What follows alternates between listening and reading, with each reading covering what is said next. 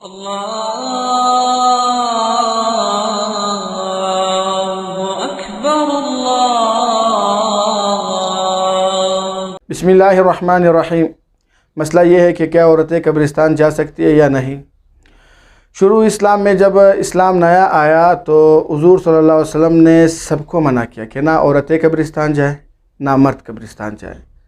इसकी वजह ये थी कि लोग इब्तिदाई तौर पर शिर्क से, कब्र परस्ती से तौबा कर चुके थे, तो दोबारा उसका ख़तरा था कि अगर कब्रिस्तान जाने की इजाज़त दी जाए तो फिर वो शिर्क में और कब्र परस्ती में मुब्तला होंगे। तो हुज़ूर सल्लल्लाहु अलैहि वसल्लम ने सबको मना किया।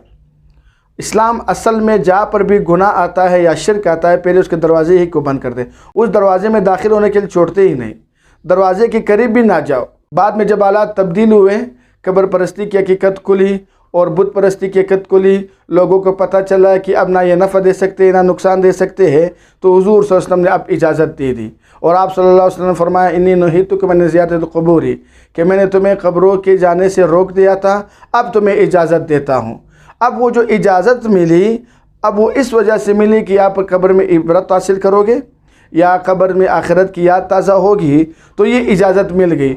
अब इस हदीस को देखकर बहुत से उलमा ने कहा कि मर्द भी जा सकते हैं, औरतें भी जा सकती है। फिर इसके बाद अबू हुरैरा रज़ी अल्लाह अन्हु की एक रिवायत आती है कि हुज़ूर सल्लल्लाहु अलैहि वसल्लम ने कब्रों की ज़ियारत करने वाली औरतों पर लानत फरमाई है। इस हदीस को देखकर बहुत से उलमा ने कहा कि कोई औरत भी कब्रिस्तान नहीं जा सकती, औरतों का कब्रिस्तान जाना हराम है। बहुत से उलमा ने यह फतवा दिया।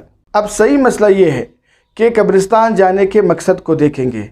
अगर कब्रिस्तान जाने का मकसद वहाँ पर औरतों का चीखना चिल्लाना है और रोना है, गरेबान चाक करना है, तो या वहाँ पर बैठकर दुनियाई बातें होगी और आखिरत की जो याद दिलानी है या जो कब्र के जो मकसूद से हासिल होना है, अगर इस सूरत में होगी, आखिरत की याद करने की दुनियाई चीज़ें यहाँ पर आएगी, तो फिर तो वही हदीस है कि हुज़ूर सल्लल्लाहु अलैहि वसल्लम ने ऐसी औरतों पर लानत फरमाई है जो कब्रिस्तान जाएगी।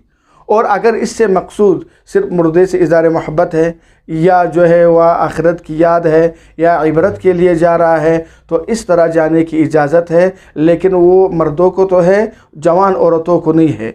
वजह यह है कि आयशा रज़ी अल्लाह अन्हा फरमाती है कि जो हालत अब पैदा हो चुकी है, अगर हुज़ूर सल्लल्लाहु अलैहि वसल्लम के ज़माने में पैदा होते तो तुम्हें रोक दिया जाता, और ये जो रोक दिया जाता ये मसाजिद के बारे में है। और मस्जिद में जब आदमी हुज़ूर सल्लल्लाहु अलैहि वसल्लम इसको रोकते, जो एक इबादत की जगह है, जो अल्लाह की याद करने की जगह है, तो कब्रिस्तान तो ये आम जगह है जिसमें हर किस्म के लोग दाखिल होते हैं, और फिर औरतों को वहाँ पर आना, फिर वहाँ पर मजलिसें वगैरह करना, तो इस सारी सूरतों के अब हालात भी तब्दील हो चुके हैं, फितने का दौर भी है। तो आज आयशा रज़ी अल्लाह अन्हा फरमाती है कि अगर ये हालात पहले पैदा होते, जो हुज़ूर के ज़माने में पैदा होते, तो हुज़ूर सल्लल्लाहु अलैहि वसल्लम तुम्हें रोक देते। तो आज आयशा के कौल से ये पता चलता है कि औरतें नहीं जा सकती, और औरतें, जवान औरतें नहीं जा सकती। बाकी अगर बूढ़ी औरतें मुकम्मल पर्दे के साथ कभी कभी जाए तो इसकी गुंजाइश मालूम होती है। तो खुलासा ये है कि जवान औरतें फितने की वजह से नहीं जा सकती, बूढ़ी औरतें मुकम्मल पर्दे के साथ कभी कभी जाने की उनको इजाज़त है और गुंजाइश नज़र आती है।